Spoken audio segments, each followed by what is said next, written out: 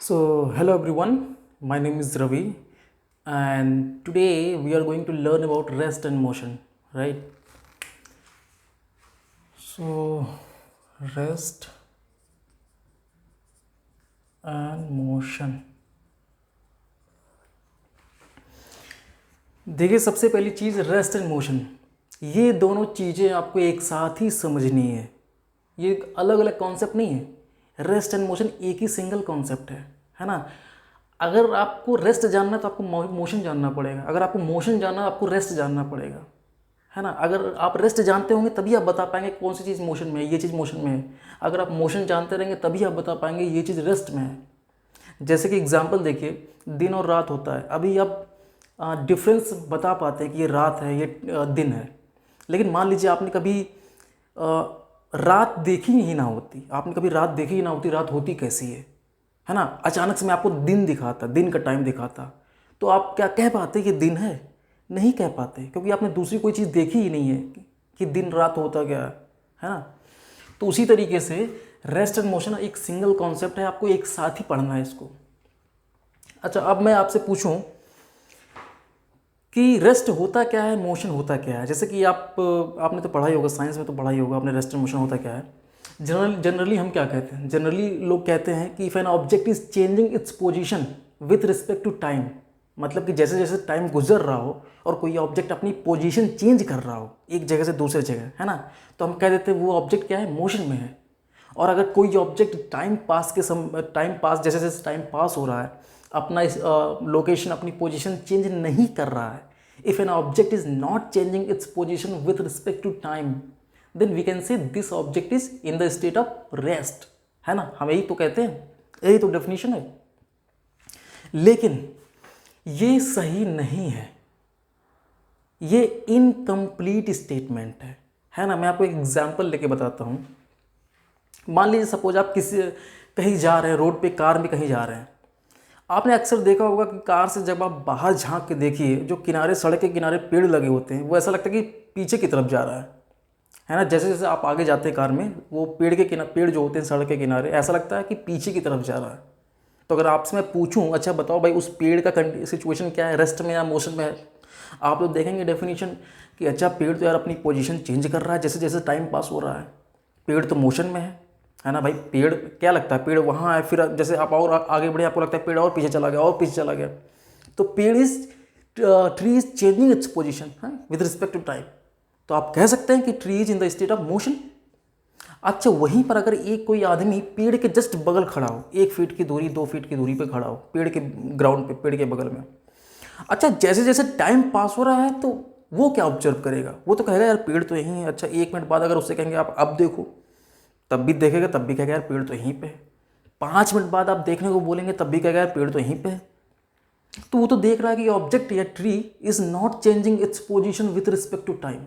तो वो तो कहेगा ना कि tree is in the state of rest. भाई ट्री तो जैसे जैसे टाइम पास हो रहा है, वो तो देख रहा है कि ट्री तो वहीं पे है जहाँ पे पहले था।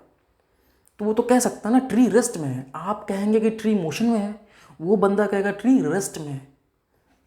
तो एक ही चीज़ रेस्ट और मोशन दोनों में कैसे हो सकती है?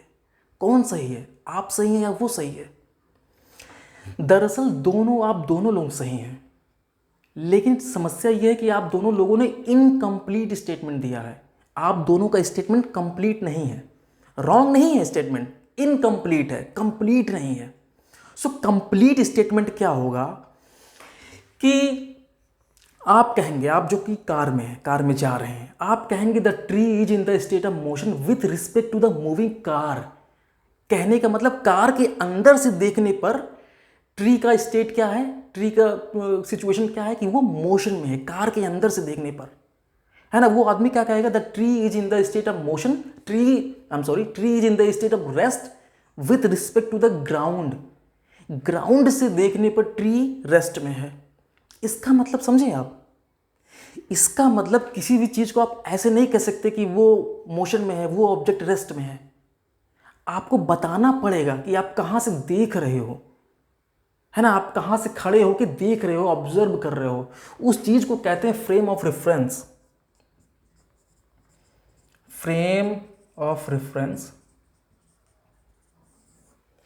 तो कंप्लीट स्टेटमेंट, सही स्टेटमेंट क्या होगा फिजिक्स में? फिजिक्स में आप बोलेंगे, आप जो कि कार में बैठ के जा रहे हैं, आप बोलेंगे अगर कार के अंदर कोई बंदा जा रहा है, उससे पूछा जाए जो पेड़ के किनारे पेड़ है उसकी क्या पोजीशन है, रेस्ट में या मोशन में है, तो वो बंदा वो बोलेगा the tree is in the state of motion with respect to the moving car, है ना? या the tree is in the state of motion with respect to the person who is inside the car, who is inside the moving car, है ना? Car के अंदर से बैठकर देखने पर ट्री की सिचुएशन क्या है कि ट्री मोशन में है, तब आपका स्टेटमेंट कंप्लीट होगा और करेक्ट होगा। और वो आदमी जो कि ग्राउंड पे खड़ा होकर देख रहा है पेड़ को, उसका कंप्लीट स्टेटमेंट ये होगा, वो बोलेगा the tree is in the state of rest with respect to the ground. तो उसके केस में फ्रेम ऑफ रेफरेंस क्या हुआ? ग्राउंड। वो ग्राउंड से ऑब्जर्व कर रहा है पेड़ को। आपके केस में क्या हुआ frame of reference? Moving car. आप मूविंग कार के अंदर से, या आपकी बॉडी मूविंग कार से लिंक है ना? आपके केस में फ्रेम ऑफ रेफरेंस क्या हुआ? Moving car. उस आदमी के केस में फ्रेम ऑफ रेफरेंस क्या हुआ? Ground. So the complete statement होगा, आप जो आप कहेंगे, आप जो कि इनसाइड कार हैं, आप कहेंगे the tree is in the state of motion with respect to the moving car, और वो आदमी कहेगा the tree is in the state of rest with respect to the ground. ये स्टेटमेंट फिर सही होगा। तो इसका मतलब आप समझे क्या हुआ?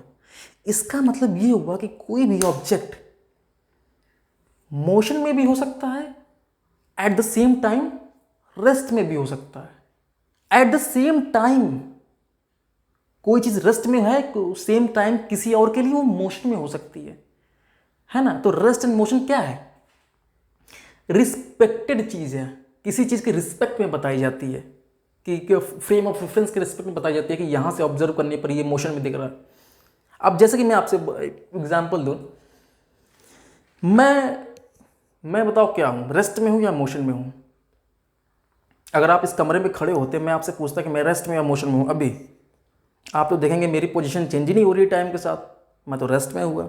लेकिन अगर कोई आदमी मून से देख रहा हो मुझे, वो अलग बात है, मून से मुझे देख नहीं पाएगा। मान लो मून से अगर मुझे देख रहा हो, मून पे बैठा मुझे देख रहा हो, तो भाई तो मून तो ये अर्थ है, ये मून है ना? ये तो ऐसे चक्कर लगा रही है।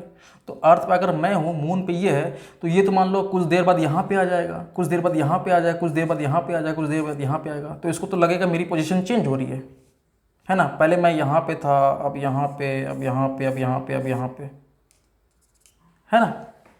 तो ये इसके लिए मैं मोशन में हूँ। आपके लिए कोई आदमी जो यहाँ पे है कमरे में, उसके लिए मैं रेस्ट में हूँ। तो एट द सेम टाइम मैं मोशन में मैं भी हूँ किसी के लिए, एट द सेम टाइम मैं रेस्ट में भी हूँ किसी के लिए। तो इसीलिए बहुत इंपॉर्टेंट हो जाता है ये कहना कि आप कहाँ से ऑब्जर्व कर रहे हो। इसीलिए इंपॉर्टेंट है, इसीलिए सेंटेंस कंप्लीट तब होता है जब आप फ्रेम ऑफ रेफरेंस बताते हो, क्योंकि ये आपने देखा बहुत ज़रूरी है बताना, क्योंकि कोई object at the same time rest में भी हो सकता है किसी के लिए, और किसी के लिए मोशन में भी हो सकता है एट द सेम टाइम, है ना? इसीलिए। सो आज के लिए बस इतना ही, फिर मिलते हैं नेक्स्ट क्लास में।